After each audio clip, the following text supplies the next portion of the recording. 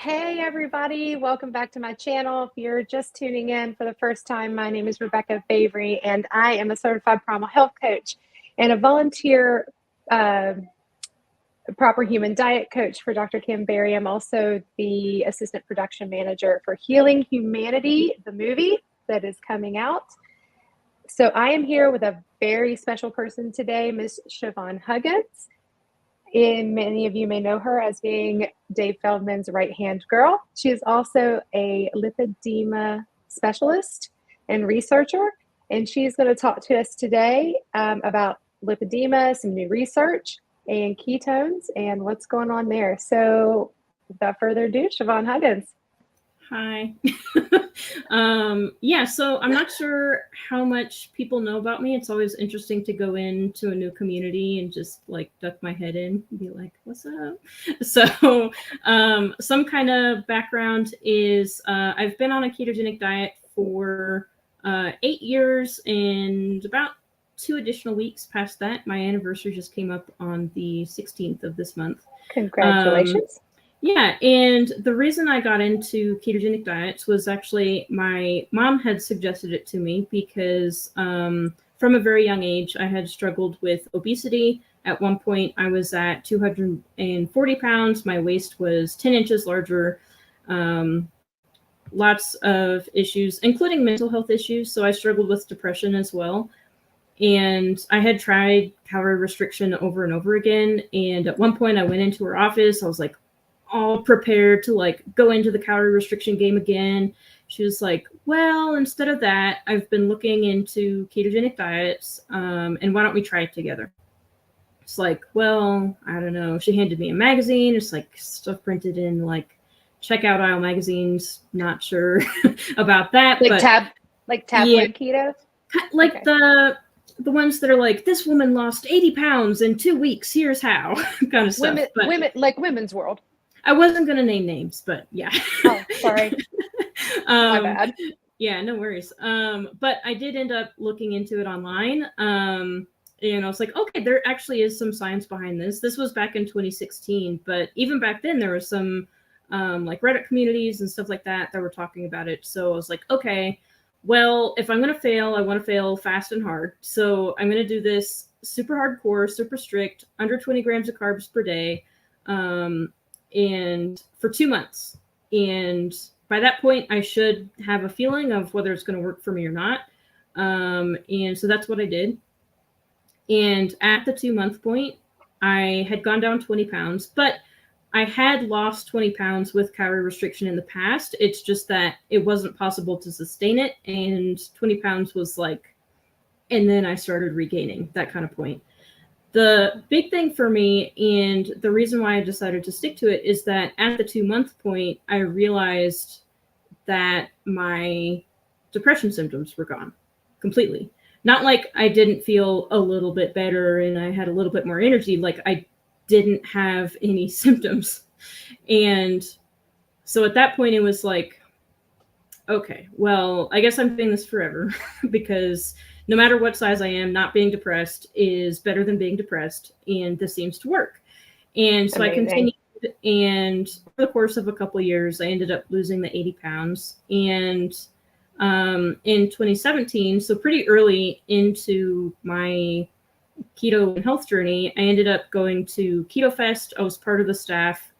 And I met Dave in person for the first time, Dave Feldman. And he was talking about cholesterol metabolism.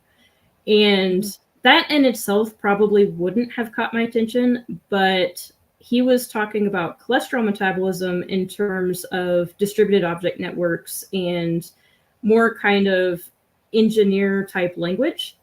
And I would have many conversations with my dad growing up talking about JavaScript and object-oriented programming and network and system thinking and stuff like that.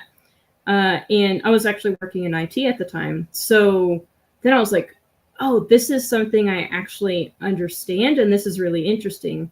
And the other facet of it is Dave is just an interesting person in himself. Like, he's very cheerful. He's very giving hugs to everybody if they're okay with it, like all this stuff. And that was like a weird person to me. And when there's like something I can't figure out, I just get stuck on it. So in a way, I kind of got stuck on Dave. Like, I gotta figure this guy out. I want to talk to him more. I want to understand like where he's coming from, where he's going with this. And he was also bringing up topics in terms of cholesterol metabolism, like, oh yeah, maybe cholesterol has involvement in the immune system, but I don't know. And he's off focusing on this other aspect. And I'm like, if I wait for him to answer these questions, I'm going to be waiting a long time because he's busy. So I ended up reaching out to him and talking to him a lot throughout that. And then on my way back home, I was already like texting him and being like, how do I get a crash course on this cholesterol stuff? And from there, we were just chatting back and forth and back and forth and back and forth and back and forth. And it wasn't long before I was reading like textbooks on lipidology and stuff like that, trying to get up to speed. And it was the first time in my life that I had, like, I'm an obsessive type of person. Like I said, if I have questions I don't understand and it's something I want to understand, I'll just be stuck on that for a long time. And most of the time, what would happen is that someone would introduce me to something, I would get super into it, and at a certain point, I would be talking to them about it, and I'd be talking like up here, and their eyes would just be glazing over, like, you lost me. But what was exciting is that for the first time, I would be sending Dave these walls of text, like, I just read this paper, and I think this, and what do you think about it, blah, blah, blah, blah, blah. And he would reply back just as excited. And it was like, maybe I'm not weird, or maybe I am weird, but it doesn't matter. So it was very that's exciting. the important thing. You know, Yeah. it's okay to be weird and it totally doesn't matter. Yeah, I'm totally weird. I'm fine with that at this point. And I've had so much fun. So that really set me off on my research journey while I was going through my health journey at the same time. So cholesterol metabolism and related topics is how I got into looking at the immune system and insulin resistance and how those two work together, and inflammation and its purpose and all of that. And then let's see, a few years ago, 2020, I think, I did a fasting experiment where I was doing 2 weeks of water fasting, and then right on the back of it, another week of fat fasting. So only consuming fat to keep ketones high and fasting metabolism going, but supplementing energy, and kind of exploring if that would make any sort of difference, what the differences were. And I thought I could do that very easily because I looked at myself in the mirror. I had lots of fat on my body. I was like, this is going to be a cakewalk. In the past, I had done week-long fasting experiments, no problem, mostly just boring, not much to write home about. But this time, about a week in, I remember I was talking to Dave about it. I was really struggling, and I was having trouble sleeping, like having trouble getting to sleep. I was needing naps throughout the day. I was like, once I could get to sleep, I'd sleep through the night, but I would wake up still tired. My hormonal cycle got disrupted, and I was just constantly thinking about food, like especially at the end of that first week. And it was very strange, a very different experience. And ultimately what happened is I did complete the experiment, but I had posted before and during pictures on social media, like, hey, I'm doing this experiment, like, here's the changes so far, blah, blah, blah. And several different people individually reached out to me in private and said, hey, have you ever looked into lipedema? Because the pictures that you've posted have some telltale signs in terms of like the shape of my legs and where I was losing weight during the experiment. Like, I was losing several inches off of my waist, but then my arm changed like 1/4 of an inch. That's weird. That doesn't usually happen. Usually you kind of lose uniformly or a little bit of disparity, but not that much. And it's not like my arms are small. Like, they're definitely big. So it was strange. And my response was basically, I don't know what that is, but I'll look into it. Sounds interesting. So I did end up looking into it. I went to PubMed. I read a bunch of different papers on it, talked to my doctor. He sent me for a referral in, I think it was May of 2021. I have it in my Twitter pin tweet so people can fact check me there. So I What got kind diagnosed. of doctor? What kind of doctor did they send you to get diagnosed for that? Yeah, she is an endocrinologist, but she specializes in lipedema. So she's published quite a few papers on it. I really like her work, which was very funny because going in, it's this manual exam and like letting her look at you all over. And during the whole process, I was like, read all your papers, love your work, I have questions.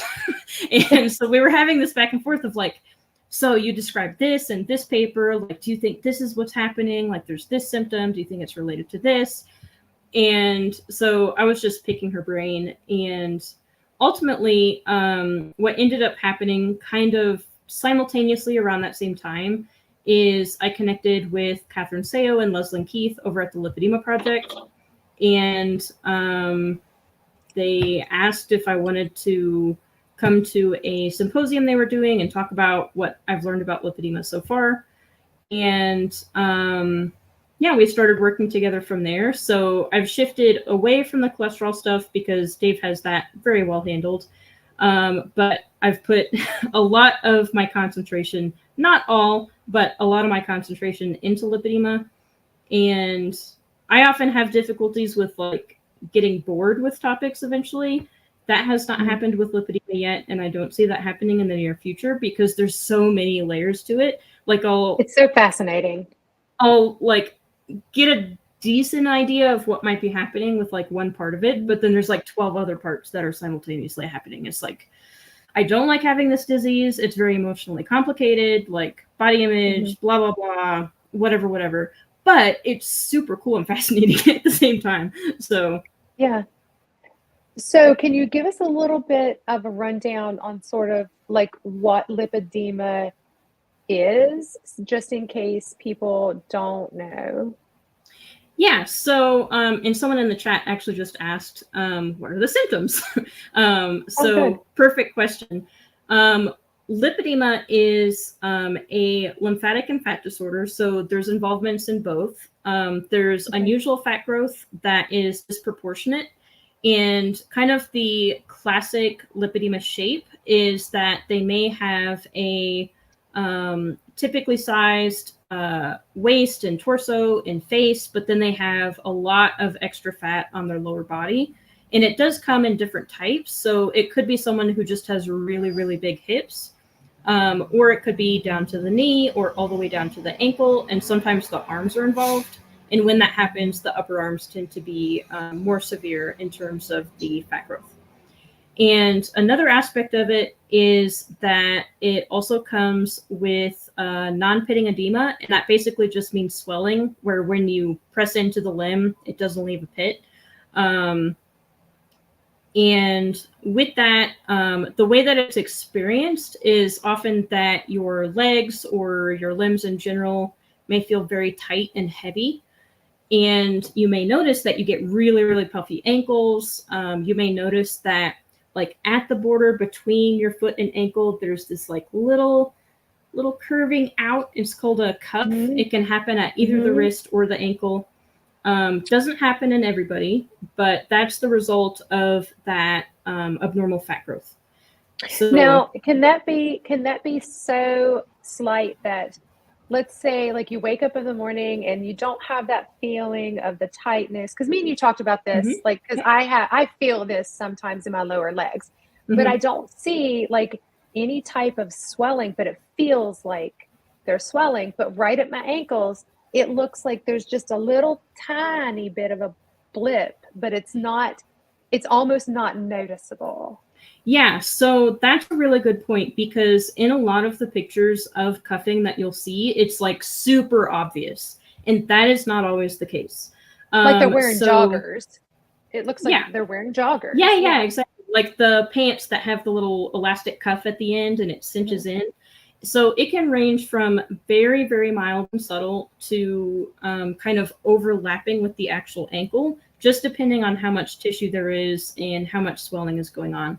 So if you want a picture of the more mild forms, me and the rest of the team at the Lipedema Project, along with several different lipedema-focused clinicians and researchers and stuff, we put out a paper called the Proposed Framework for a research case definition of lipedema, something along those lines. And we actually have a picture where we grade the ankle cuffing.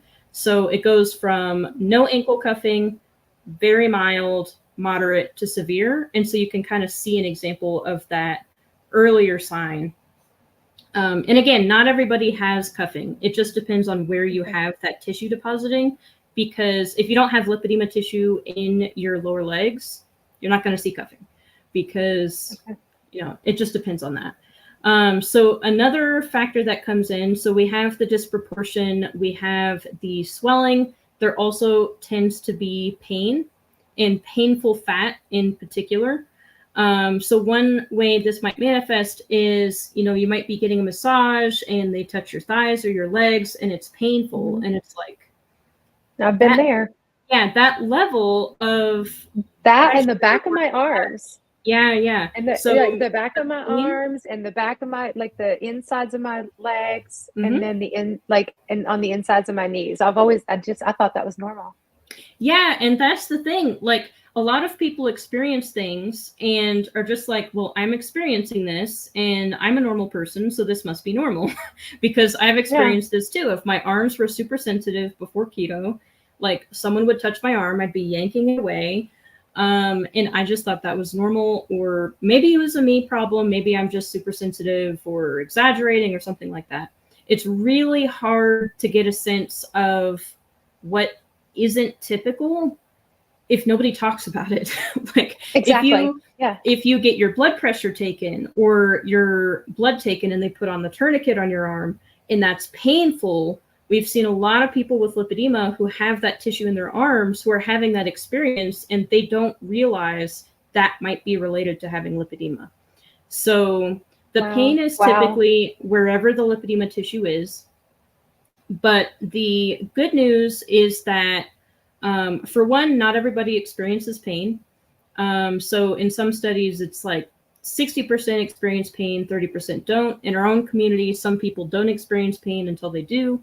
But also, some people experience pain, but they might see that decrease or stop completely with conservative treatment. And I'll circle back to what that means in a little while. But then the other thing is, like what I experienced, when you have lipedema tissue, something that can happen within that tissue is that the fat begins to scar. And that causes probably two things. The one thing we know for sure that it does is it causes a bumpy feeling to the fat, because normally healthy fat is like... Is this like a typical spot, like right here? Yeah. So I have some here, especially close to the armpit, on the inner thigh, back of the knee. Rice? Yeah, like uncooked grains of rice. Yep, uncooked grains of rice. Sometimes the nodules could get bigger. So it may be up to like walnut size, plum size, even apple size. Like, they can get really, really big, but very firm, like little bits in the tissue. And then along with that, typically what people also find is that the tissue is overall very loose. So I always compare it to like a pork chop, like room temperature pork chop, like poking at the fat. It's smooth, it's firm, it's got like a nice amount of springiness to it. And that is fat, like that's healthy fat tissue on a pig, not a human, but it's a point of reference. And with lipedema, we find that it's very loose, like it can pull and stretch almost like dough. And sometimes it can feel, especially closer to... I'm trying to think, like, because we're all hypermobile too. So it's like, yeah, I'm just wondering if it's like, is that what you're talking about? Yeah. So the stretchiness of the skin, but then also the tissue in general, like it hangs down. It's not like up close to the body. And the fat tissue itself also has that like looseness to it. And then also closer to the bone and muscle, there can be a sponginess, particularly in the legs and ankles. So in terms of sponginess, like let's say you took a water-soaked sponge and you slapped it against your leg, and then you're feeling your leg through that sponge. So if you did that, you would have difficulty feeling the underlying muscle structure. the underlying tendons and like the underlying tissue beneath. And we find that with lipedema too, and that is caused by, we suspect, bound fluid that's in the tissue. So basically fluid that's bound itself up into proteins, and then it causes like this spongy texture in the tissue because it's bound up. So okay. So to recap. Okay, go ahead. Yep. Yeah. Oh, and the second thing that the scarring does that's important to mention is exactly like what I experienced. When people with lipedema lose weight, they may find that they can indeed lose fat off of their waist, off of their torso, off of their neck and their face, potentially off of their arms if they don't have lipedema tissue there. But then they find that that weight loss is disproportionate. So their legs may change a very small amount or not at all, even if they've lost a lot of weight. And I would suspect that is because there is scar tissue within the fat, and that's just not going to respond like normal tissue. Interesting. So, now, you had mentioned to me that there's also maybe a new presentation that you're starting to see. And I wanted to see if you would talk about that just a little bit, because it kind of is almost an opposite. Yeah. So to what the typical, it's like almost an atypical presentation. I think that's what you called it, atypical.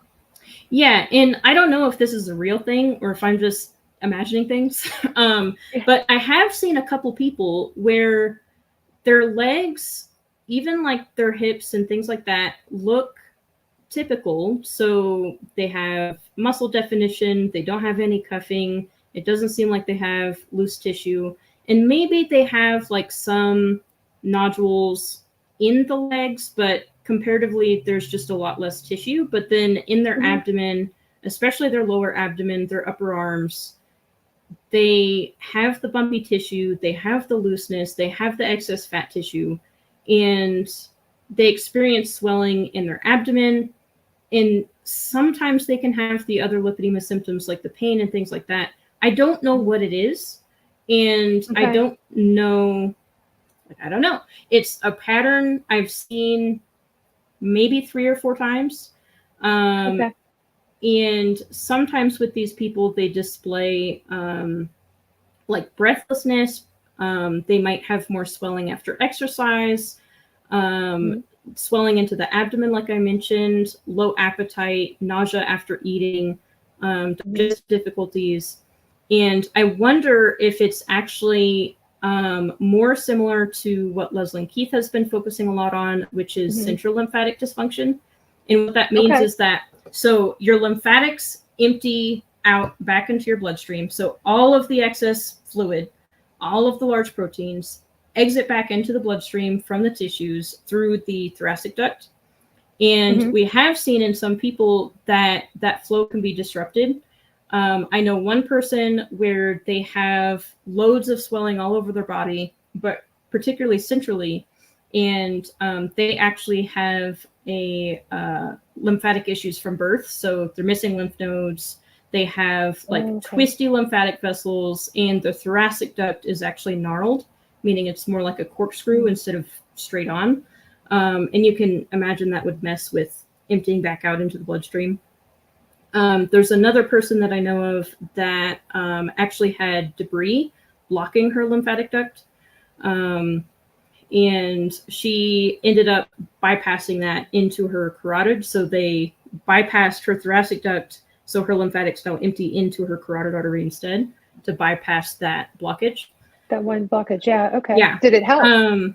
It did help for a while. She still has difficulties. And that's the thing with central lymphatic issues. If that's what this pattern is it's people potentially with, and it can range, it seems like, from what we've seen, from very, very mild up into like blockages and defects in the actual structure. So it's a wide spectrum. But it is something that Leslie and Keith has been looking into, and I'm wondering if this atypical presentation is just something to do with that. Because Leslie has talked about things like in people with prior obesity or pregnancy, like just the growth of fat and the growth of the tissue and the pressure that that can put on things, and then the loose skin afterwards may result in difficulty draining lymphatic fluid. Like for myself, I have loose skin in my lower abdomen, and I find it really helpful to use kinesiotaping to lift that and shove it back into place to make sure there's a proper amount of pressure, because what should happen when fluid enters tissue is that the tissue is nice and elastic, the fluid enters, pressure builds because of that elasticity pushing back on it, and that pressure will push it towards lymphatic vessels and then out. And it seems like with the loose skin that I have, that's not happening properly. And so it sits there, and that may cause other issues down the line. So I have no idea. It's a pattern that I've noticed, and I like to point out patterns because sometimes it's useful. Yep.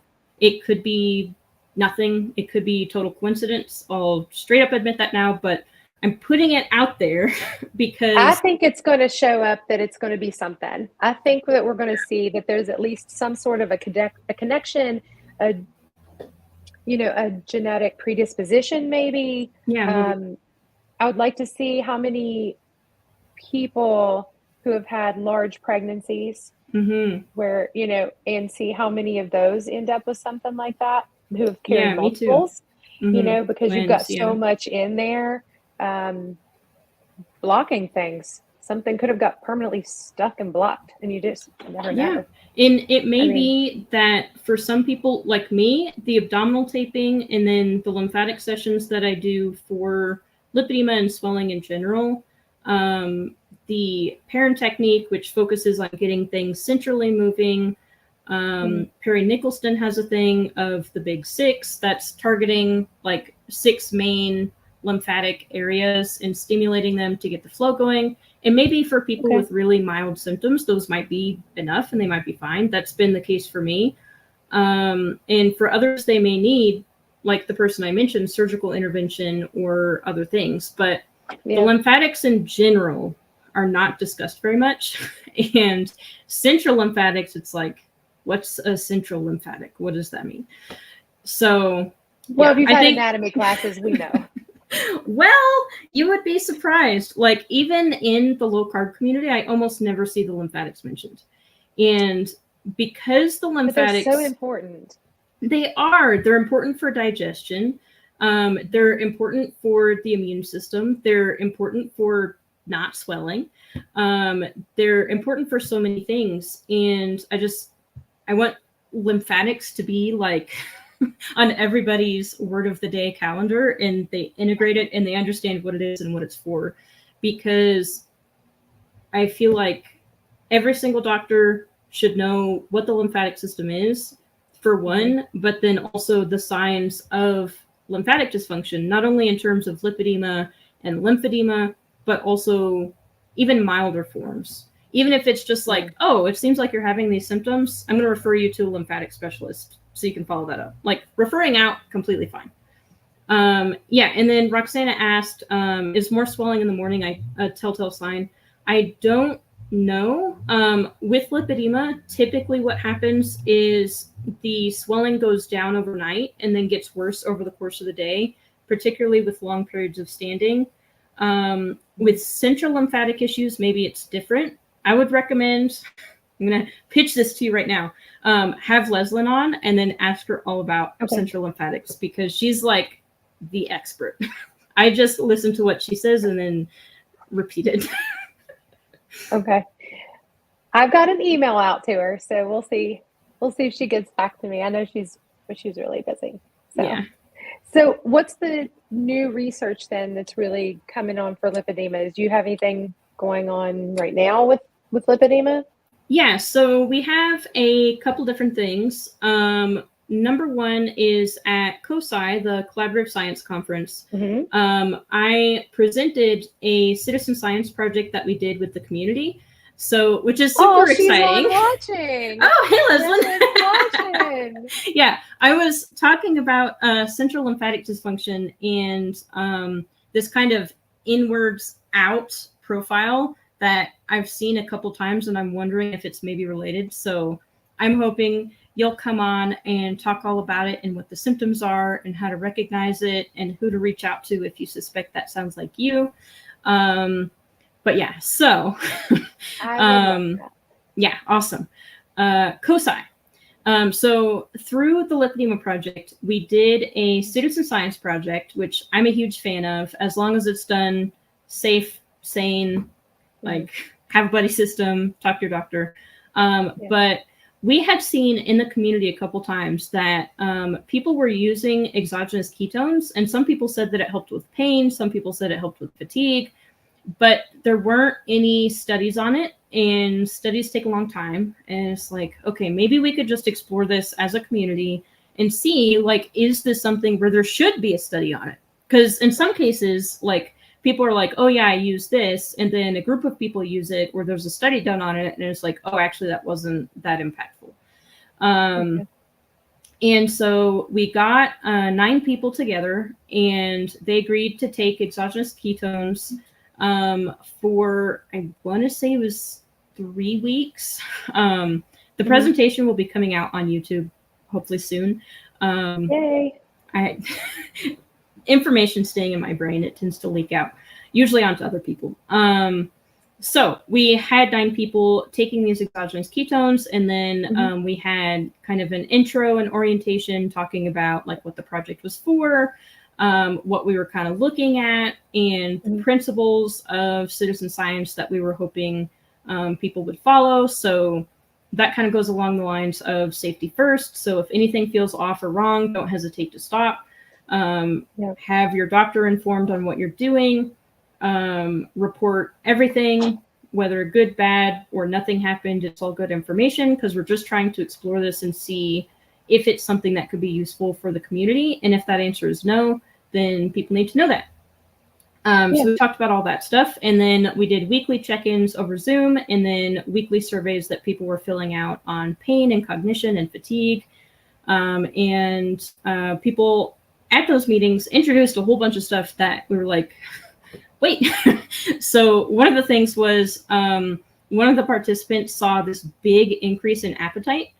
Like an hour after taking the exogenous ketones, she'd have this big increase in appetite. And she ultimately ended up changing her diet to be very, very high fat, like carnivore adjacent. And she found that she was experiencing satiation for the first time, and hunger for her had actually been very unusual. So she had a long dieting history. And she said she just didn't get hungry, like ever. She would eat because it was time to eat, and she'd be done because it was time to be done. But she wasn't experiencing that typical increase in hunger cues. Yeah, the hunger cues. And for some reason, the exogenous ketones seem to change that. And interestingly, you might think like, okay, she's eating higher fat. She's probably eating like more than typical. She's getting hungry, so she's probably eating more. She must have gained weight. She must have gained inches, but it was actually the opposite. So her inches actually decreased over the course of the experiment. And there were several other people who also found that their measurements went down taking the exogenous ketones. Why? No clue. But that was not something I expected. Yeah. But the big thing, so we did have one dropout. She actually had central lymphatic dysfunction. And she found that the ketones made her really nauseous, and she actually vomited at one point, and she's like, I'm done. And we were like, yeah, you're done. No more. So she did drop out. So that's worth mentioning. Now, question, did you guys use like a specific one? I don't mean brand, mean brand, so you don't have to name drop brands, but was there like a specific form? Was it like the salts? Was it the esters? So what it was, and I'll mention the brand because they did provide product for the experiment, and it's good to disclose that. So the one that we used was original ketone, and it's actually a bioidentical.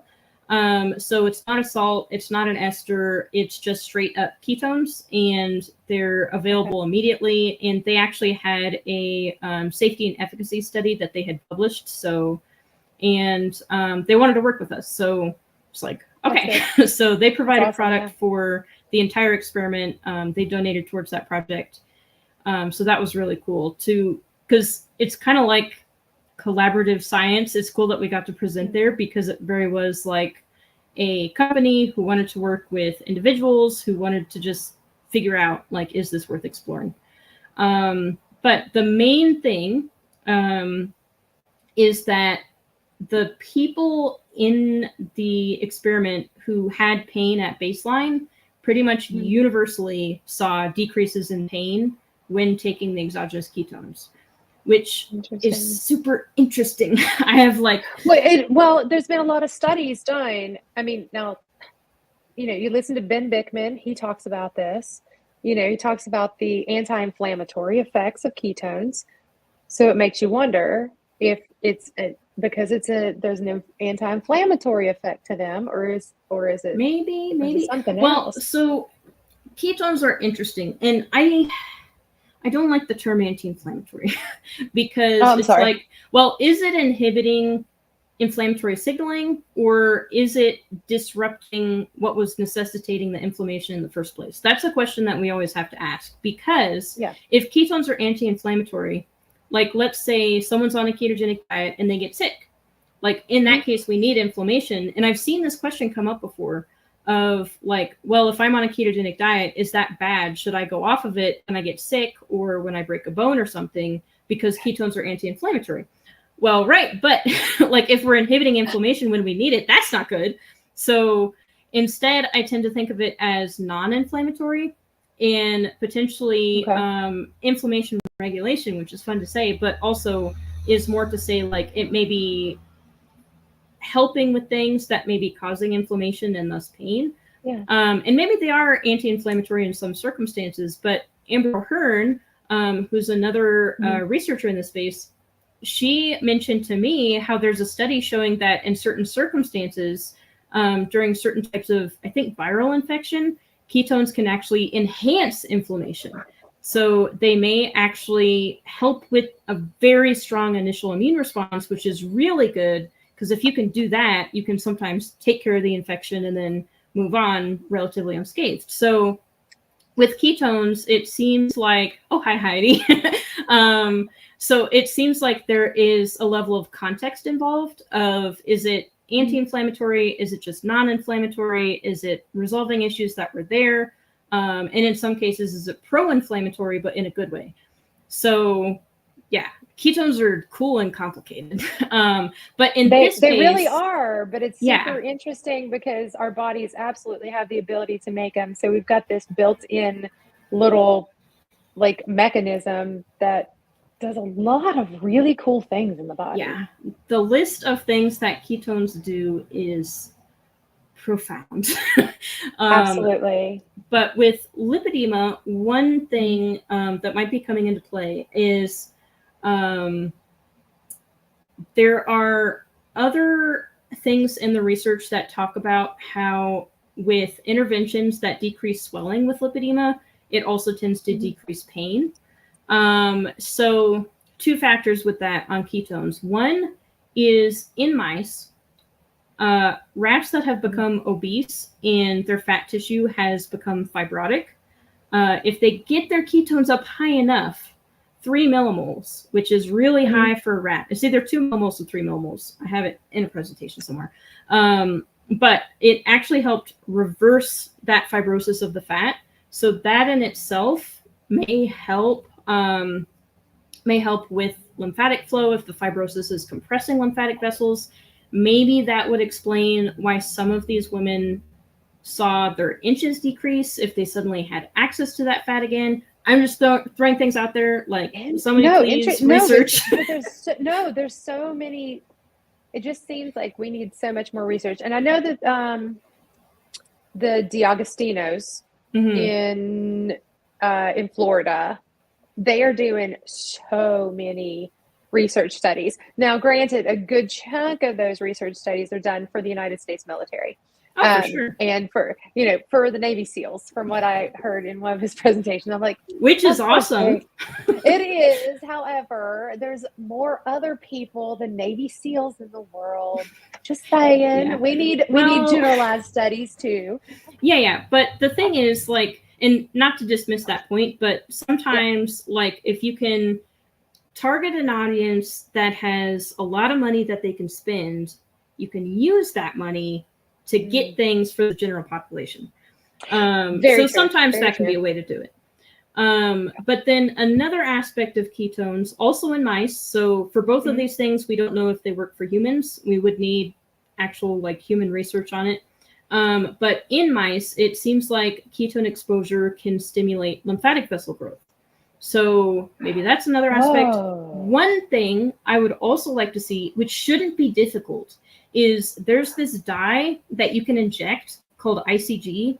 And it's a green dye where it gets taken up by the lymphatic vessels. So you can see fluid moving through the lymphatic vessels when it's injected. Now, what I want, and Heidi, if you're still listening, what I want is for someone to take the ICG, inject it. It's supposed to be really, really painful, but I would do it anyway. And then take exogenous ketones and see if it causes lymphatic vessel contraction, because that would help decrease swelling. Interesting. And one of the other things that we saw was some of the women in our citizen science project said that they felt like they were swelling less. And I actually wonder if for the central lymphatic person, and again, I'm throwing things out there, but one thing I've noticed is when I swell into my abdomen, it can make me nauseous. And I wonder if the ketones were decreasing swelling in her, but it was shifting that fluid centrally and making her nauseous that way. So it was decreased swelling, but then she couldn't move it all the way out, and it was causing nausea. I have no idea. I just think about things. Interesting. Well, it made me think about something, because, you know, we always hear like that there are just certain things. Now, this is the nurse side of me talking right now. So there's certain things that, like, you just don't see things regrow, right? And then, you know, when I first came into nursing, it was like the pancreas doesn't regenerate, the kidneys don't regenerate, the heart doesn't regenerate. The only thing that regenerates is the liver. Well, now we're finding out that that's not true. Yeah, I mean, in heart disease, you can have collateral vessel growth. Regrow. Yeah, you can have collateral vessel regrowth. Are ketones being involved in that? Because the heart is super like ketone sensitive. Yeah, for sure. Yeah, and like here's the other thing is typically, and this is just talking about injury in general, like usually there's damage, and then there's the immediate inflammatory response. You clean up the debris, all of that good stuff, and then you do repair. But what happens if you are stuck in this zone? And I've seen Dave talk about this too. You're stuck in this zone of that emergency response of damage, there's damage, insulin is high, that's part of the immune response, that's part of the inflammatory response in certain situations, and you have to move out of that, like people with chronic hyperinsulinemia. So what's interesting about lymphatic vessels is there's existing research showing that I think it's a type of hypoxia-inducible factor, which all that means is there's a type of signal, but that type of signal can be decreased during certain inflammatory signals. And that signal that is being decreased from those inflammatory signals is needed for proper lymphatic vessel regrowth. So if someone is in a chronic inflammatory state and they don't have ketone exposure, I can see that being a situation where there may not be as good, as proper, as effective lymphatic vessel regrowth. And maybe that can happen with other tissue structures as well, where you just, if you can't get into that low insulin, low inflammation, really good repair spot, maybe that just doesn't happen as effectively. But I don't know. I'm happy to say I don't know pretty much everything, because I don't know. So I have a question for you about the ketones, and this is just anecdotal. I heard somebody talk about this, that other forms of ketone. Now, I don't know what, like, I haven't looked at the original ketone, so I'm going to go research it. I might try it, because I do supplement. I supplement with an ester, because that's what I can afford. Like, salts are cheapest. Esters are next, and they taste like jet fuel. They really do taste like jet fuel. Sorry, but they do.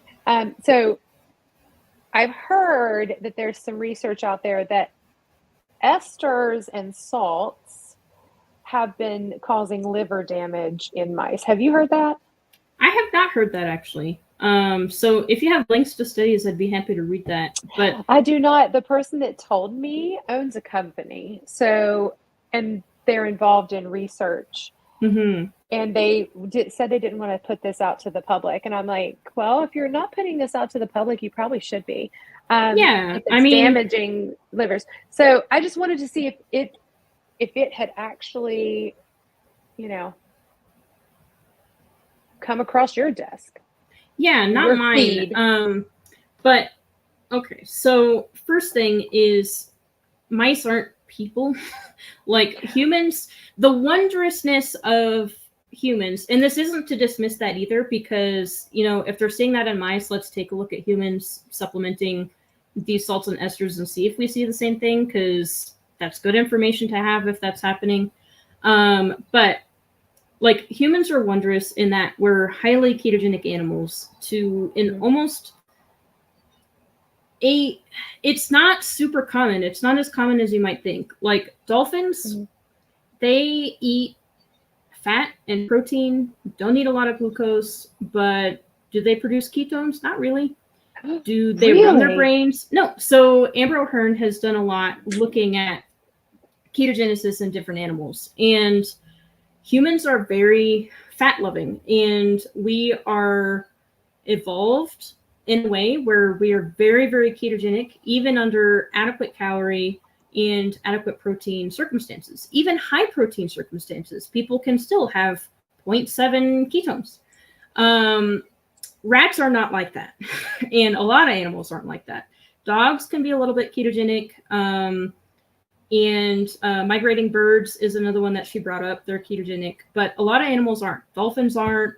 I don't think hibernating bears are. Lions aren't. So if you want to call it a lion diet, I'm sorry, but that's not a ketogenic diet in actual lions.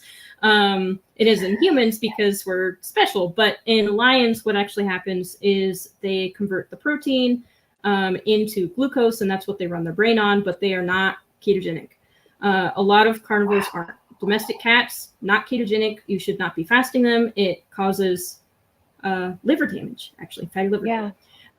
So with mice, they can be ketogenic, but it's important to note that they're not really built to be ketogenic to the levels that humans are. And in order to even get them to be ketogenic, and this is talking about I think 0.3, 0.4, you have to either calorie restrict them or protein restrict them. Like if you talk to researchers who've worked with trying to get mice to be on a ketogenic diet, it is a razor thin wire where you have to do one of those two things. And with humans, we don't have to do that. We don't have to calorie restrict, and we don't have to protein restrict. Some people benefit from adequate protein instead of high protein, and they get higher ketones with that. But even for the people who are on 30% protein diets, there's no way a rat could be ketogenic on a 30% protein diet, even if it was zero carb. So maybe that's one issue of it, is they're just not really built to deal with the level of ketones that they're getting with supplementation. But maybe there actually is an issue with ketone supplementation or with the salts and esters specifically. Maybe there's something specific in there that's could be changed and updated. I don't know. But I do think it's worth looking further into to see exactly what is causing the issue, and then see if we see that in humans, and then why not also throw in bioidenticals and see if they show similar issues in rats and in humans. That might help narrow it down. But with anything in rats and ketogenic diets or anything like that, you always have to be aware of the pros and cons of the tool that you're using. It's like epidemiology. It's not that epidemiology studies are bad. It's just that they have a specific purpose, and we can't, we have to understand the limitations of that tool. So I want to see further study on what you're talking about, and further study in humans, because that's going to be the most relevant. And like, I guarantee there are people who are supplementing exogenous ketones and would be happy to do some sort of testing to see, like, do they show elevated liver enzymes? Do they show any cyto damage? Do they show fatty liver of any sort? Or well, the thing of it is that, like in Dr. Barry's community, like we've had a whole crap ton of people like be like, I've reversed my fatty liver. If it was, but now they aren't supplementing. Yeah, this is endogenous versus exogenous. So. Yeah. And if that is an issue, then we do need to figure that out. And if it is specific forms, or is it supplementing in general, because we don't want people doing things that are going to make them sick. But it does need to be clarified where the actual issue is, and is it because rats' metabolism aren't set up to process them correctly, or whatever's happening. I'll see if I can find this person's research, because I'm not going to name drop. Yeah, of course. So, I might tell you afterwards, but sure. Cone of silence. But not to the public. Yeah. So I had a question, and this came up, and now this is going to circle back. Sorry, to lipedema. And have you guys seen any studies with low dose naltrexone and lipedema? I don't know what that is, so I have not. But what is it, and what's the method of effect, I guess? Well, the method of effect right now that they're looking at is they don't know 100% how it works. Okay, that's always good. It makes it interesting. It does make it interesting. So a low-dose naltrexone. Now, naltrexone is a drug that was used for opiate abuse. Okay. You give it in a super high dose, and it binds to the opiate receptors. So if somebody goes up and shoots heroin or pops a bunch of Vicodin, it's not going to do anything to them because of the receptors are already taken. Okay, so similar to like Suboxone then. Similar, very similar, but yeah, very similar. But they noted that people who were taking it were having decreases in systemic inflammation, autoimmune diseases or disorders, like their symptoms were starting to abate. And they were like, this is interesting. So they did a bunch of studies, and people, now they do it in very low doses. So I think naltrexone, if you give it for, I should know this, I just got out of pharmacology. If you give it for opiate abuse, it's like 300 milligrams. And the dosage starts at right around 1.5 milligrams daily for autoimmune issues. And they're starting to show that it's anti-inflammatory. And one of the theories is that it binds to the opiate receptors, which then triggers endorphin release.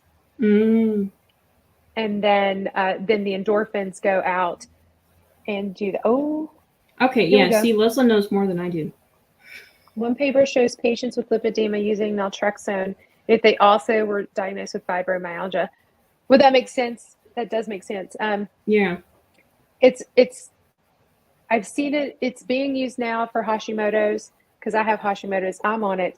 I got my C-reactive protein down to like normal levels, which is like kind of unheard of in people with autoimmune diseases. So I just didn't know if it was possible that using it for lipedema and for the swelling and inflammation, if that was something that had been seen. I wonder if it works on people on the lipedema also, and not just the fibromyalgia symptoms. Yeah, maybe. I think that would be worthy of follow-up. Like I mentioned, my hesitancy with anti-inflammatory things is, like in lipedema, let's say that, just hypothetically, there's tissue damage. That would explain the pain. It would explain the scarring. It would explain a lot of things. But let's say you now inhibit inflammation, but you haven't actually addressed what's causing the tissue damage. And my question would be, what are the long-term effects of that? Because inflammation is part of the wound healing response, the immune response too. So if you're taking anti-inflammatories, it can also have immune system effects and ability to deal with things like that, that strong inflammatory response to infection. So what are the long-term effects? What does it look like 2 years out, 5 years out? And I know with like any drug that's asking like the impossible, but it's a question that immediately comes to mind of if we're masking symptoms or interfering with how the immune system works, what if it was doing something with a purpose, like trying to address an underlying issue, and we've now inhibited it? We've inhibited its function. So I am not like completely, don't ever take anti-inflammatories, because I don't tell people what to do anyway.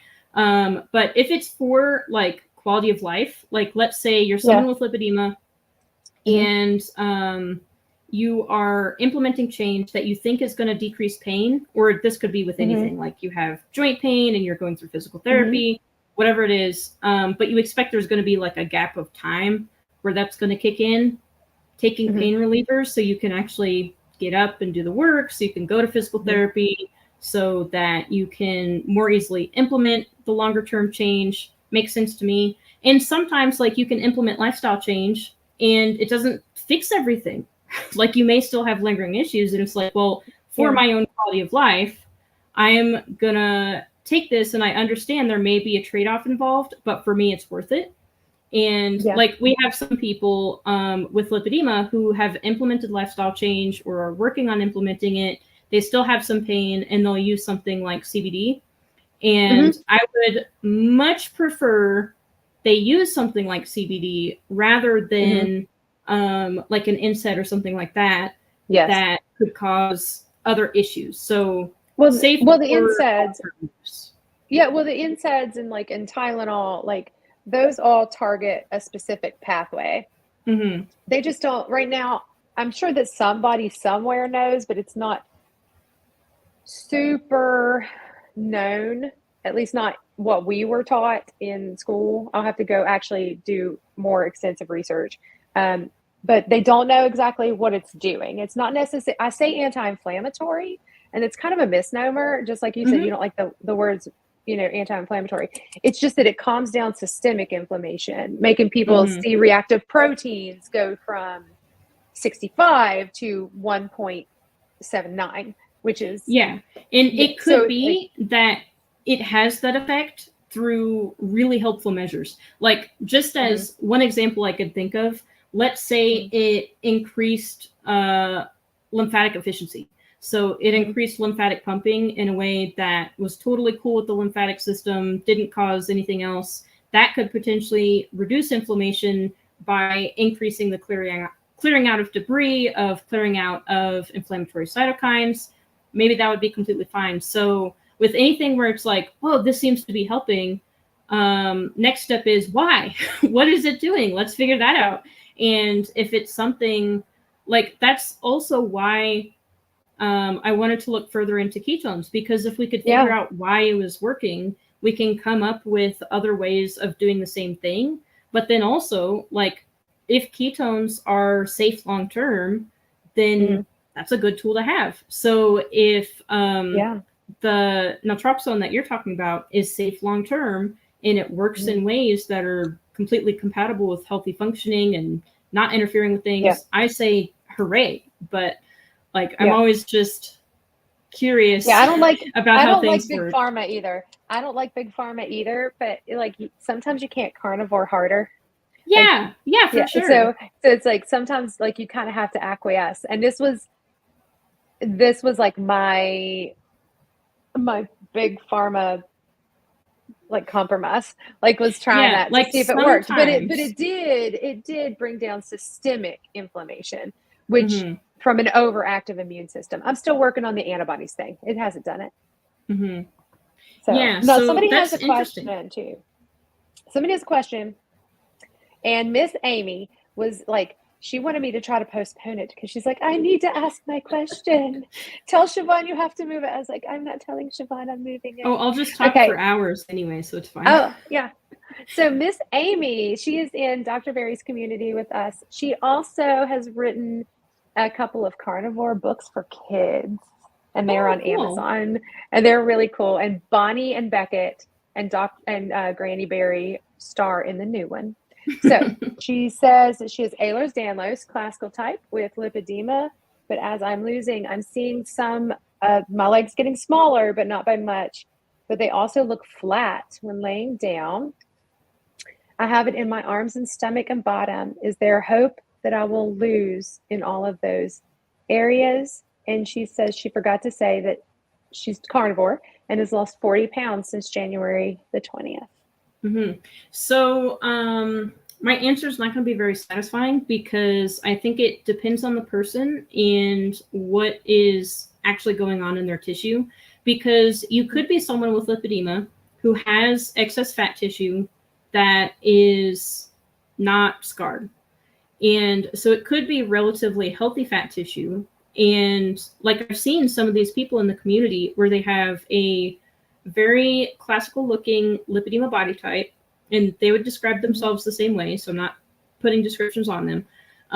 But then they go keto, they go carnivore, they seem to have caught it early enough, their tissue's healthy enough that now they may have like a little bit of disproportion, but it's really not that noticeable.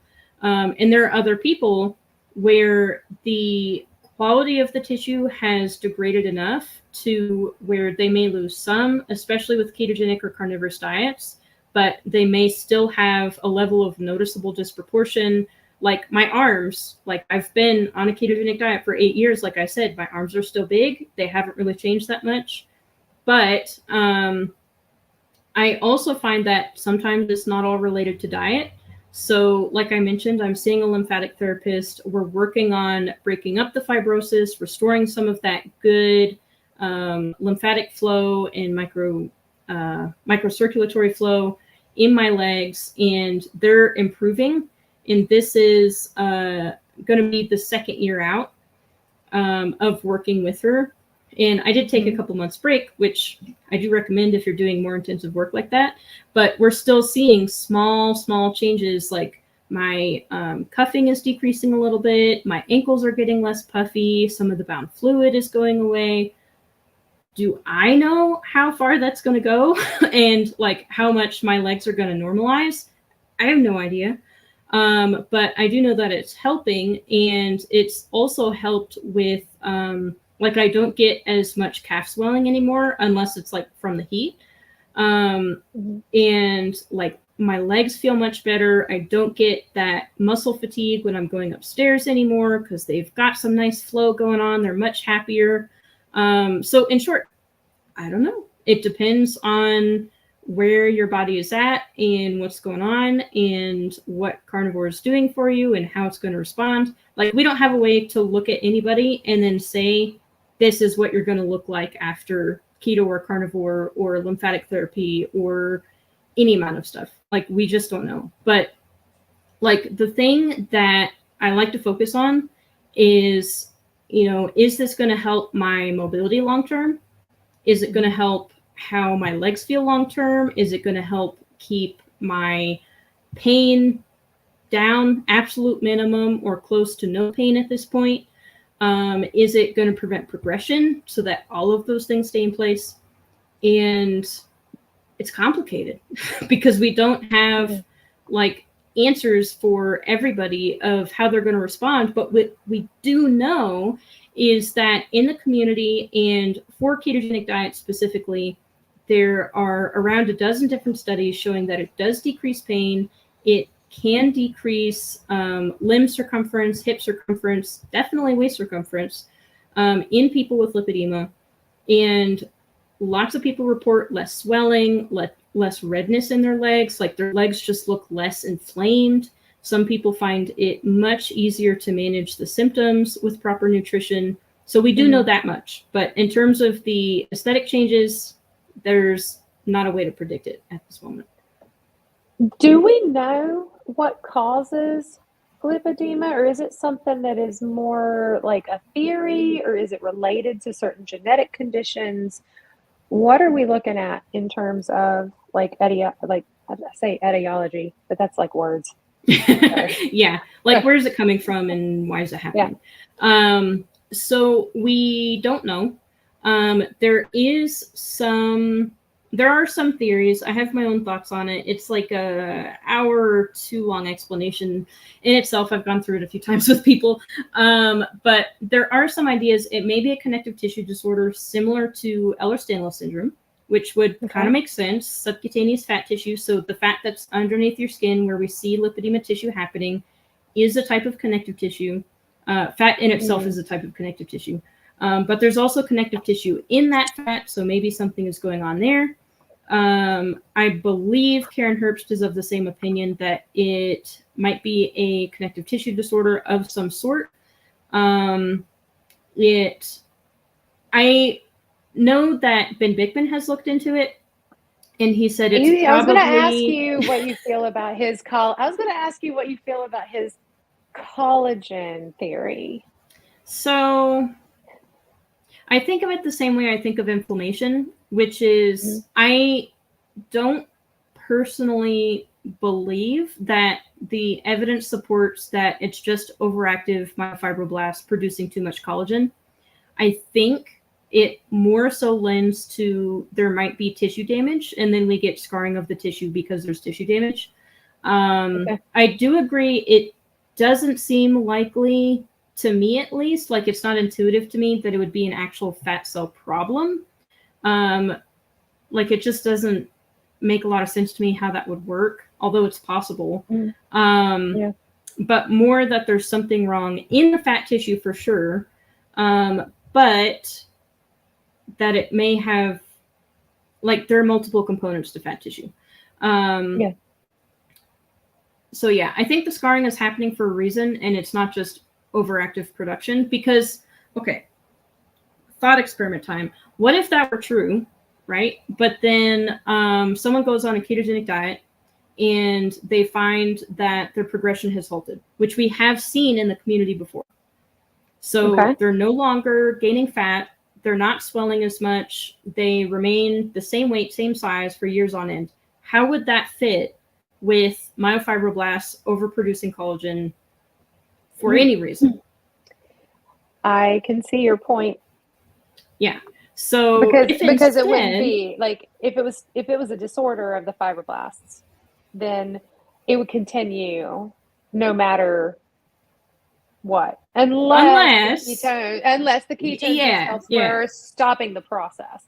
But it's not just ketones, because even with low carb, where like even moderate carb, there's like a dose dependent. There's not really evidence to say it's dose dependent. There's not enough evidence, but we can see improvement with reducing carbs down to moderate carb, down to low carb, and down to ketogenic. So, but the most improvement is through ketogenic, but all of them see improvement. And not everybody needs a ketogenic diet to manage their lipedema. Some people might find that just switching to whole food, no processed food, no like, and just getting rid of the junk. Yeah, and then dealing with whatever food sensitivities they have, they do absolutely fine with that. So I don't think there's like you could say ketones help, but they're clearly not the only thing that's helping. So like this is the way I approach everything, which is okay, but then why would ketogenic diets help? Like why is that?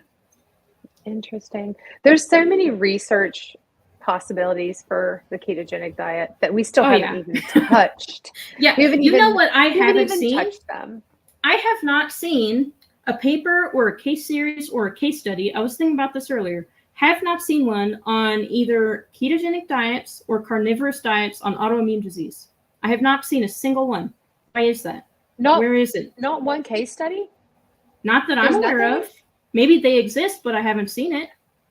That's interesting because you've got Dr. Baker's group, Revero, and but he hasn't fully opened up. There's still thousands on the wait list, there's like 10,000 on the wait list or something ridiculous. Did they start accept an autoimmune? Are you? I'm not sure. Are you? I know that was the next group, like people who had signed up for Revero for autoimmune. That was the next group that was going to be opened up to. We're going to get a lot of information out of that whenever he starts. But Dr. Tankby has seen it though. I know lots of different physicians who've seen it. I just haven't seen publications on it. And this is true of a lot of different things. And the issue is, and I'm not placing the blame on them, because even just writing up a case study takes a lot of time that most people don't have. And like collecting up the information and putting together a case series and publishing that takes a lot of time and effort and skill that a lot of people don't have. Like it's a whole, you have to understand the formatting, you have to understand the publication standards, you have to make sure you have all the data compiled, all of this stuff. So it's difficult, especially for a doctor that's working 12, 14 hours a day, which a lot of them are. So the fact that Tro's team, Dr. Tro, is putting out these publications, like even he's talked about how much time and effort and how they have to have like people working on that. But I'm just saying, if there are any practitioners out there who have seen improvements in any autoimmune disease, because let's say they go under an umbrella, I think that makes sense. Any improvement, any remission in autoimmune disease from any dietary protocol. I don't care if it's paleo, if it's a whole food diet, if it's Twinkies like and Lucky Charms, carnivore, whatever it is. Any indication that autoimmune disease can improve or go into remission from nutrition. Okay, so, the effective ketogenic diet on inflammatory arthritis and cardiovascular health in rheumatic conditions, a mini review. So we have something. We have something. I'm going to have I'm going to look that up. Copy that, paste that into a browser, and make sure, I always do this. I don't care if it's the exact title. At the end of that sucker, I'm putting scholarly. Every time. Because if you just Google, sometimes you'll find all the other crap that's connected to it, but not the actual scholarly article. Leslyn, is that on like PubMed, or is that like the National Institute? Yep, it's on PubMed. I'm looking at it right now. So they're seeing improvements in symptoms, reducing disease symptoms, possibly through production of BHB, which is ketones. Psoriatic beta hydroxybutyrate. BHB is so much easier to say. Yeah, beta hydroxybutyrate. Google Scholar. I love Google Scholar. Okay, and it talks about arthritis, rheumatoid arthritis, psoriatic arthritis, ankylosing spondylitis. Nice. Yeah, so it talks about improvement in symptoms. But still, if any doctor sees improvement or remission, complete remission, because I've seen pictures of people posting themselves before and after a carnivore diet with their psoriasis completely gone. Oh my gosh, it's amazing. Yeah, like anything like that. Technically, there is a case study about a lean mass hyperresponder using a ketogenic diet for ulcerative colitis, so that is something. But we just need more of them. Like any type of autoimmune disease. That's Nick Norwitz, wasn't it, Nick? I don't. Yeah, I think he was an author. I don't know. Well, I know he also does. He was on palliative care. A lot of people don't know this, but I remember hearing his story. When he was at Oxford, he was on palliative care for his irritable bowel disease. Whatever it was, I don't know if it was UC or whether it was Crohn's. Whatever it was, he was on palliative care. And went on a ketogenic diet. And now look at him. Now he's only one of the most famous researchers ever. But I'm just saying, at like, the young, ripe age of 28. Yeah.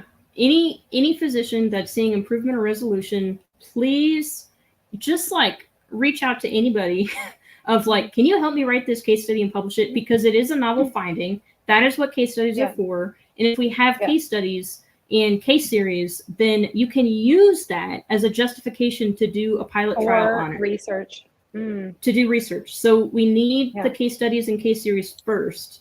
and then we can start doing research on it. Not always, but it does make it easier because we can say, oh, well, Mr. IRB or Mrs. IRB or whatever, this case series is something I want to follow up on. It looks like it might be something interesting. Here's all these other things talking about ketogenic diets being safe.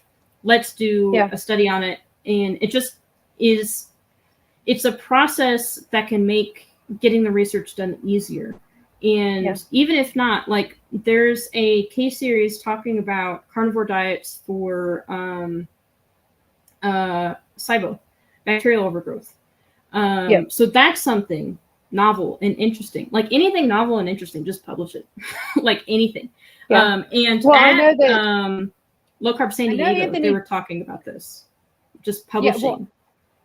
Anthony Chafee has seen multiple people, this is his testimony, that he's seen multiple regression of plaques and in the brain, or lesions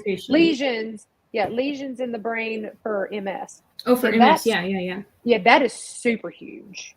Because MS is like progressive, and there's no cure, and the drugs are really bad. And here you've got people that are using a carnivore diet because I guess they prescribe a pretty strict diet. Like they're seeing the lesions reverse, which it means neurological function is returning and is repairing. And that's amazing. Yeah. And maybe those publications are already like in process, because I also know it takes like a billion years to publish anything, having been through the process. Didn't you do one? Yeah, I've I'm up to 2 papers at this point. And it does take a while. It takes a while to write, takes a while to put together, it takes a while to figure out everybody you want to be on the paper and work on it together and figure out what you want to say. Can take a while. Was yours reviewed by Dr. Westman? Hearns. I don't remember. Usually like there are other people on the team who know how to handle publishing. So I do my work and then it just disappears. And then all of a sudden it's published. Yay! I'm very spoiled. I will admit. You are, but that's great. No, that's great. Yeah. But yeah, I think more publishing is good. If it's a genuinely novel finding and if you have the data, just publish it. If you don't have the resources to publish it, reach out to Nick, to anybody who's published previously, and see if they can help you put something together and publish it. Because like the more stuff that we have published on a ketogenic diet, the more we can move forward. Because that's what we've seen is when Type 1 Grit published their data, all of a sudden it was undeniable. Like it still took a while for things to change, and they're still changing, but it became much harder to deny the use of a ketogenic diet in that circumstance because they had the data. And Dave is doing the same thing with lean mass hyperresponders with his study. And he's published like 5 or 6 papers at this point. And same thing with type 2 diabetes and Virta. Like there's so much stuff where like publishing it, like blog posts are wonderful.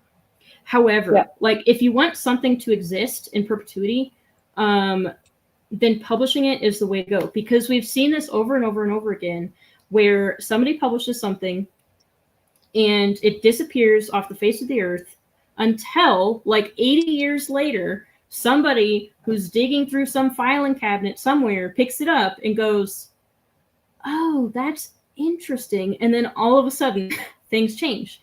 We saw it with hand washing. We've seen it with all sorts of stuff and changes of care. Like things take a long time, so we need to house the information where it's not going to go anywhere. That is true. Evidence-based practice is huge in the nursing world, and it's huge in all of medical, and it takes 17 years from the time it is discovered, or like, oh my gosh, washing hands works. Yeah, imagine that. It takes 17 years from that evidence-based practice to actually be put into practice. And by the time many of these things come out, there's something that's already debunked it. That we saw that with like Oh my gosh, when I was going through nursing school, it was scrub the hub when you're doing doing IV push medication, scrub the hub. And then by the time that I was hired on in med surge, which was just like a 4-year difference. Now it was, you had to do it for 60 seconds. Like sit there for 60 seconds, you had to sit there and do it. And then all of a sudden, nope. It was like new papers were coming out and they were like, which one do we use? Yeah, and that's the other like side of it, is that like there's this quote where it's like, by the time you like graduate medical school or something, half of what you learned is outdated and incorrect, and you just don't know what half. Yeah. Like, I understand why things take a while to implement, but they're never going to get implemented if they're, I mean, not necessarily true. It will probably take much longer for it to become standard of care if they're not in the published literature. Do you think that they're not publishing? Well, do you think that people aren't publishing because of the stigma around it? I mean, you see all these people, like you see something great, like Harvard put out their carnivore study synopsis when these people did their little report, and it was like, carnivore diet is amazing.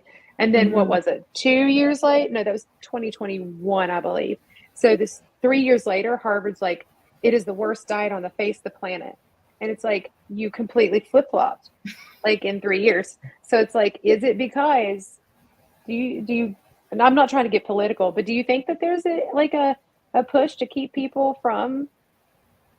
I mean, maybe. It might be difficult to publish case series and case studies on ketogenic and carnivorous diets because it does have to go through a review process. So you have to know where to publish and, you know, which peer reviewers you hope to get and stuff like that. That might be a component of it. I've not really thought about it. Another component might be having your name on that type of paper may put a target on your back, because we've already seen doctors facing a lot of stigma for even recommending ketogenic diet. So there may be doctors who just want to operate under the radar and don't want any attention on them. And even though they have these amazing case series or like examples of things changing that they never thought possible, they just don't want to be put in that position where they might lose their license because they have a family, they have bills to pay, like they have gas to buy, like all this stuff. So that might be another component. But then another thing that I do see mentioned quite a bit is that they don't have time and they don't have the staff to do it. Because like I said, it takes a lot of time and resources. And these are people who are often working 12 to 14-hour days. Like, they're lucky if it's 9 to 5. And if it is a 9 to 5, they might not want to dedicate the extra hour a day to put out a publication that they know they're going to get flack for, and they know, you know, they're going to get criticized for and all this stuff. So I think it's just difficult on multiple fronts. So I guess I shouldn't be the one sitting on my pedestal saying, well, you need to publish, because it is complicated. But somebody's got to say it. And I think that you're the perfect person to say it. I love what Amy says here. Oh, wrong one. That one. Because her children's book, she wants to make a difference and tell children that when they are young, that we are proof that my mom said no fat when I was young, and now it's hard to accept eating fat. So, you know. Yeah. So, yeah, trying to start with the young ends. Yeah, and that's the thing, like, that is a lot of what I like to focus on, is not like, what's wrong with the world? Because I could go on forever about that, because there's a lot of things wrong with the world, in my opinion. Amen. Amen. But focusing on like, well, what can I do about it? Instead of, because like, this is a cycle that I get in with lipedema as well, is getting really angry, getting really frustrated, going through a level of grief about like where my body is at, how it's impacting my life, the possible impact in the future. Like, I don't talk a lot about the psychological aspect, because who wants to talk about that? It sucks. But like, I'll get really angry and I'll get really sad, and sometimes I'll cry about it and sit in my room and pout, like, why me? Why anybody? Why does this exist? And then, you know, after a second or two, I'll just be sitting there and it's like, well, what are you going to do about it? Like, like, this is your situation. This is your life. You could be in a lot worse situation. So what are you going to do with the opportunities that you have? Even if you have to deal with something sucky, Like your life before sucked. You were depressed and you didn't feel good and you didn't have a lot of energy and you dealt with insomnia, and look at what you did with that hand. So why is this going to be any different? Because people don't know a lot about it. Sure, people don't know a lot about a lot of things. It doesn't mean you can't do something about it. It just means you have to experiment and think about it and not necessarily rely on other people to give you all the answers. But that's life. Like in the future, when I become a parent, that's also something I'm going to deal with. Nobody knows how to be a perfect parent. Literally nobody. If they say they do, they're lying to you.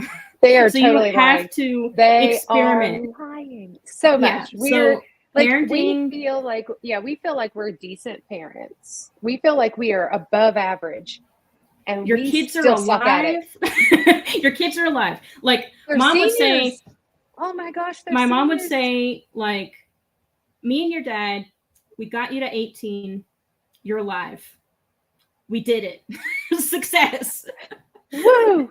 Like the fact that she likes all of her kids and that all of her kids are doing pretty well, that's icing on the cake or butter on the steak, whatever you want to call it. But like this isn't any yeah, that's butter on the steak. But this isn't any different. Like, oh, I have to deal with something difficult. Like, welcome to life, kiddo. Like, what are you going to do about it? And what I've been doing about it is researching and learning about it and figuring out different things to experiment with and how can I help myself telling people and how can I help other people? Because whenever I'm like down in the dumps, I start thinking about, well, if you're experiencing this, think about all the other people who are much worse off in dealing with this. What can you do to help them? Because you've learned a lot. How can you help them learn? And how can you put it in a way where they're not dealing with despair, where they feel a level of hope, where they understand that there's people on their side who care about them and love them, even if they don't know them. Like, I don't know most people in the lipedema community, but they hold a place in my heart because they're so hardworking, they're so strong-willed, they're so curious, they are so smart and just looking for any way to deal with this. And so when I feel sucky, I think about them and it's like, well, stand back up, get back to work, and put on like, your you got big girl stuff panties. to do. Yeah, put on your big girl pants. You got stuff to do. And well, you know, I think that something, not that you left out, but that I think is important to you in this community, especially, is like I started a YouTube channel. Mm-hmm. Why? Because I raised my family. Even my husband now is on, like, we're all on a proper human diet, as Dr. Berry calls it, and we're all on a different spectrum of that diet. I'm the strictest, you know, but it's like I started telling people about it. Mm-hmm. And then I got into a community and told people about it. And then when people ask me, like, well, you look great. Look, the inflammation in your face is down. Like, you look less swollen. Like, you look fantastic. What are you doing? Like, now I get to educate somebody and share and hopefully change a perspective, because it's about planting a seed, changing a perspective, and then hopefully changing a life. It's not like I'm not going to go out and be a proselytizer on the street corner that's all of a sudden going to convert all the sad diet people to a carnivore way of eating. That's not how this works. Yeah. You know, but you give them something. They see you are the, example. Mm-hmm. And then you tell them, and then you tell the world, and then we just start this big chain. And that's, what a lot of us are doing. You're doing it through research, which I absolutely love because I'm a nerd, but I'm not nearly as smart as you. Not nearly. Well, Ken Berry has talked about this during some of his presentations, where he talks about, like, everybody has something that they can do. Sometimes it's doing research. Sometimes it's as a doctor. Sometimes it's as a nurse or as a nutritionist. Sometimes it's starting a YouTube channel. Sometimes it is just being an example for other people and being kind and being non-judgmental and being welcoming and being open to providing resources if people are interested, and not being pushy and not insulting other people, and just being overall a class act, so that they can see, oh, maybe this is a community that I want to engage in. even if they may be starting off in a position where they do feel hostile, they feel like it's total zealotry, they feel like it's a bunch of woo-woo nonsense, that's fine. Mm-hmm. But if we can remain in a place where we are kind and civil and understanding and empathetic, and we just say, Yes. okay, that's where you're coming from, that's fine, I'm not going to push anything on you, I'm just saying this is what worked for me, yada, yada. Eventually, those people can circle around if they need the help and if they're open to it, and it can really change their life. Like, I have known people where they used to be no keto for me, no carnivore for me, blah, blah, blah. Like, prior plant-based dieters and stuff who changed their mind and decided it is something they wanted to explore. And some people never changed their mind. And both of them are perfectly fine. But the whole point is to show people who may not be aware what's possible, and to be welcoming for them if they do decide, no matter, you know, their gender, race, creed, politics, whatever, because it's about health at the center, and the rest of it does not matter, because I want a healthy country. I want healthy neighbors. I want healthy family. I want a healthy husband, healthy children, all of that. I don't care about any of their other opinions. My only question is, are you healthy? If not, do you want to be? If so, can I help? Yeah. Well, you know, yeah. I don't know if you scrolled through any of my videos. I know that you saw the one with my daughter, but I did one with Philip Meese and my husband. Oh, yeah. And there was a general, and I think even, who was it? Dr. Volek, maybe? Might have put out an opinion piece about it, about how people are unfit to serve. People, they're too fat to serve the current level of recruits. And my husband started seeing this when he was a recruiter. Like, now we don't even have an army that's fit to fight. Yeah. You know, like, my son was like, he's autistic too. And he's like, I have to register for the draft. I'm like, yes, when you're 18, you have to register for the draft. And he's like, I was like, you'll probably get disqualified. You know, you're autistic. He's like, well, maybe I shouldn't be disqualified. I'm like one of the only people that can fight. And I'm like, oh boy. Like, but the quality of our recruits are, like, they are going down in the general population. You have more and more teenagers having type 2 diabetes, and they get disqualified. It doesn't just impact the military, it impacts everything. Like, even if you have an office job, if you're not healthy, that's going to mean more sick days, less efficiency, less productiveness, and just less quality of life. And I don't like that. Like, I want people to be happy and healthy. Well, you know, and now I'm not going to ask you your religion or your beliefs, because they're my business. But I'm a Christian. I go to church, and most of the prayer requests are about health related issues, right? And I'm like, one of our goals is the Great Commission. We're supposed to go out and tell about Jesus. Well, how can you do that if you are sick and immobile and on a breathing machine, or on oxygen, or, you know, you pass out a lot from your diabetes, or, you know, like, how do you do that? Like, it impacts absolutely everything. Yeah. Like, and this is what we talk about at the Lipedema Project too, because like, there are a lot of people with lipedema who struggle with mobility, or who are in wheelchairs or bedbound.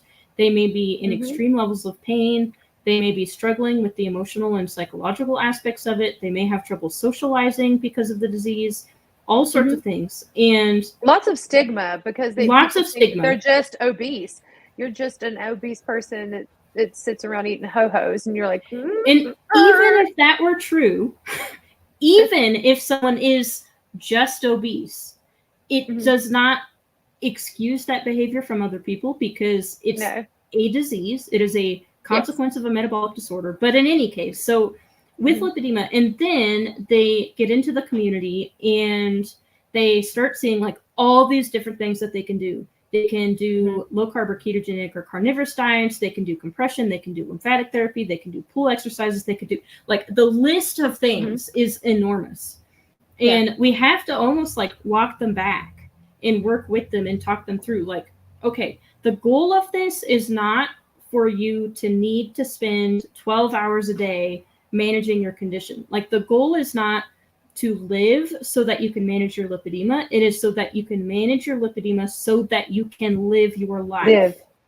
And that is true of like everything, because not feeling well and being sick and being depressed or anxious or whatever, it necessarily impacts your life. And that's going to impact any goal that you have, whether it's writing books or creating art or being a doctor or being a nurse or being in the military or traveling all over the world, whatever it is. So it's all like of it. Yeah. For me, like a healthier world is a happier world. And a happier world is a place with more art and more books and like just people being able to do what they want to do. And that's what I want for other people. And it's why I spend so much time on this stuff because I've seen people in the community like just change their lives and flourish, and not just in the lipedema community, but also in the low carb community, in the carnivore community, in the health community in general, change their lives and flourish. And they're suddenly, you know, writing books, or they're getting into their hobbies, they're learning new languages, they're just happier. And even the doctors who get into low carb and holistic approaches are happier. They're less burnt out. They feel more effective. They feel like they have a positive influence over the world. They don't want to quit their job anymore. They're happy to go into work and see their patients. And their patients are happy to see them because their doctor does good work. Like, it goes in so many directions. Goals. Yeah. Those are my life goals. Those are my life goals, is that I'll get my nurse practitioner and then hopefully get into the low carb space and be one of the low carb providers that's out there that people can come to, where I love my job. Yeah. Like, I just love it when people are happy and doing what they love and are feeling good and hopeful and optimistic for the future. Because I think like the struggles of the world, at least in my case, like imagining the future of the world and the country and my state and my town and my family and like myself gets a lot easier when my brain is healthy. And I just think like, instead of being like total doom and gloom, it's like, all of these problems we have are so fixable. How exciting is that? Well, I have a question for you. Like, so you said that you struggled a lot with mental, like with depression and stuff. Did you find that being on like a ketogenic diet, that your negative thinking maybe was easier to combat? Oh, I mean, 'cause negative thinking is definitely a process to combat, but was it easier? Yes. So here's an interesting aspect that I think is worth talking about. So for one, the depression symptoms went into remission within 2 months. So that's a big deal. But left over from that, there were things that didn't resolve or that I still had to work on through other means. So for example, I had social anxiety afterwards, and I had to work through that. But I think the social anxiety was mostly habit-based from the thought patterns that were coming from depression and the expectations from the depression. Because with the depression, every single social interaction, I would go over and over again in my head. I would ruminate on it, and like phantasms would explode out of like, they didn't like you, they thought you were annoying, that was dumb, you were dumb, like that, almost, blah, blah, blah, blah, blah. Almost, I hate this word, but almost catastrophizing. Yes, exactly that. Word. Every single interaction was like that.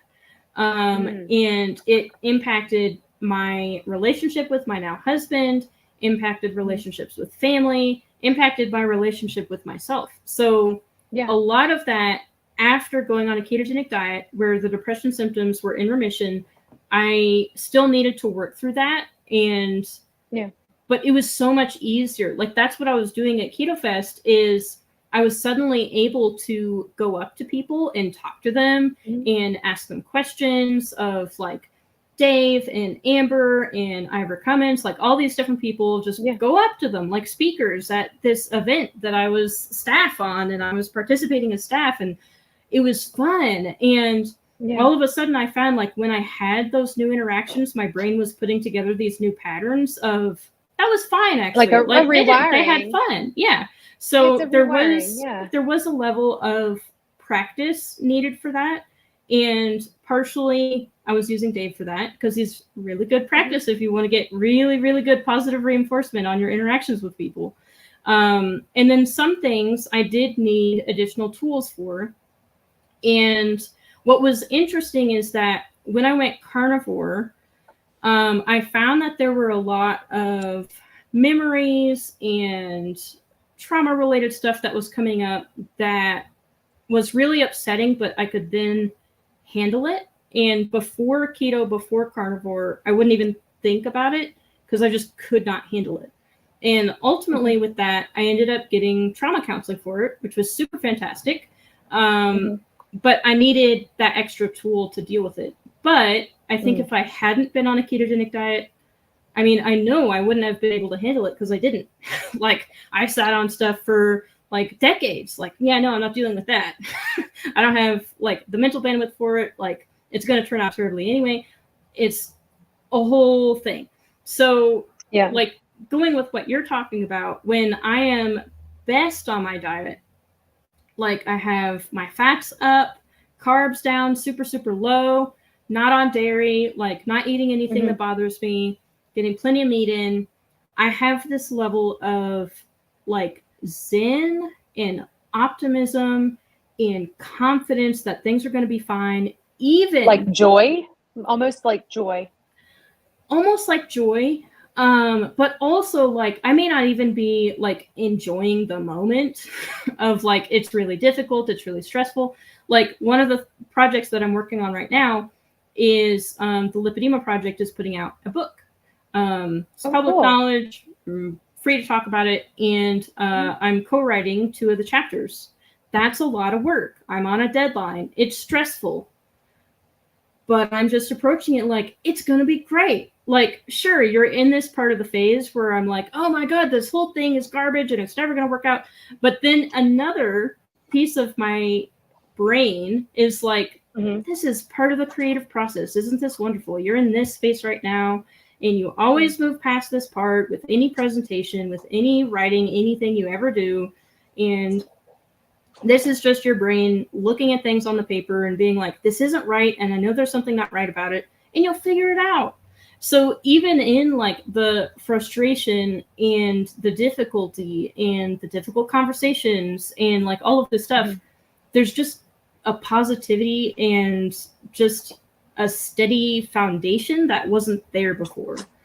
And I think it makes me much more pleasant of a person. Like, I'm definitely not perfect. There are plenty of situations where I apologize to my husband because I was like being annoyed with him or like sniping at him or whatever. It's like, oh, I'm sorry, blah, blah, blah, blah. So I'm not perfect or like a superhuman or anything like that, but it's just easier. Like, my brain is so much happier and it's willing to take on extra things and extra difficulty and just like the day-to-day of life. And it just knows that it can handle it, if that makes sense. And I think that's much harder to do when it's not working at 100%.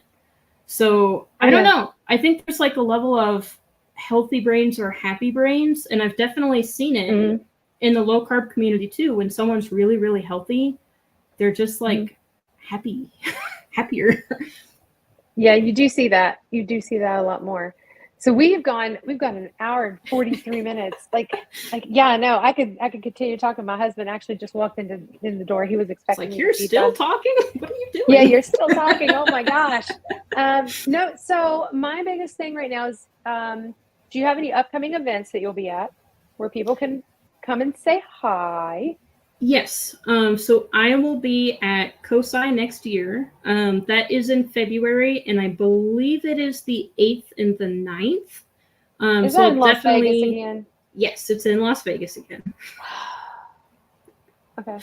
Hopefully not in a casino this time. I don't like casinos very much. But yeah, I'll be at COSI. But that's for a whole other reasons. That's for sorority reasons back in the early 2000s. But COSI was wonderful. And I will go every single year. It is available, so you'll always be able to find me there. And then this September, actually, for an online event, Lipedema Simplified is hosting our fall symposium, event, conference, whatever you want to call it.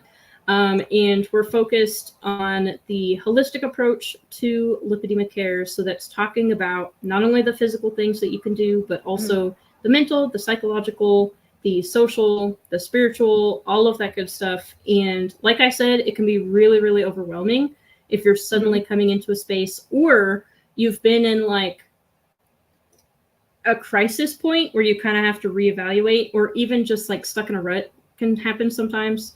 And a big focus is just kind of helping people figure out just what their next step is and really focusing in on that. So I'll be there and participating in the chat, and I always like the events because they help me refocus also, because sometimes I get stuck in ruts and I have to reevaluate. So yeah, those two are my next upcoming. And then, like I said, the Lipedema Project is working on a book.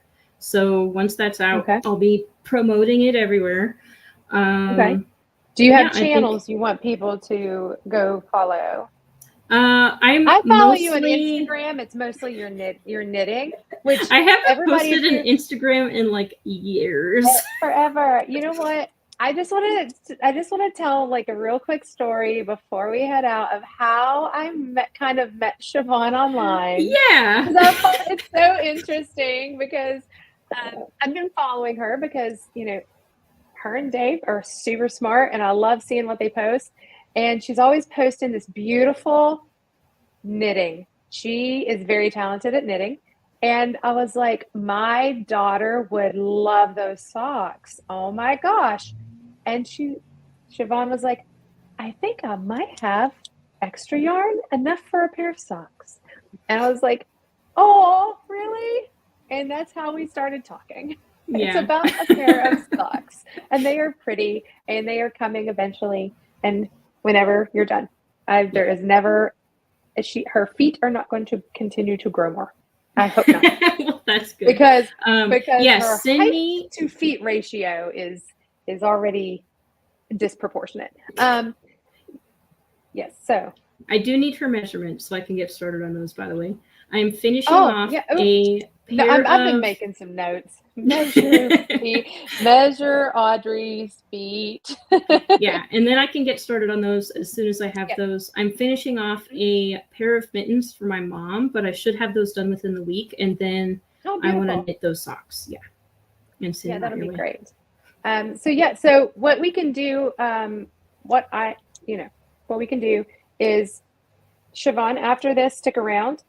And you can give me a list of things to put in the description for afterwards. There'll be links because I want the link to the Lipedema Simplified, link to Co-Science, link to everything that you want linked. And so that'll be in the description, afterwards. Yeah. And the place where I am most active is on Twitter. So it's just under my name, but we'll have that linked as well. But I haven't been posting as much on Facebook, but I'm usually active on Twitter. And I also post my knitting there in case you just want to follow for that reason. Yeah, her knitting is great, people. If you haven't seen it, you really do have to go check it out because she's spectacular. It's my meditation.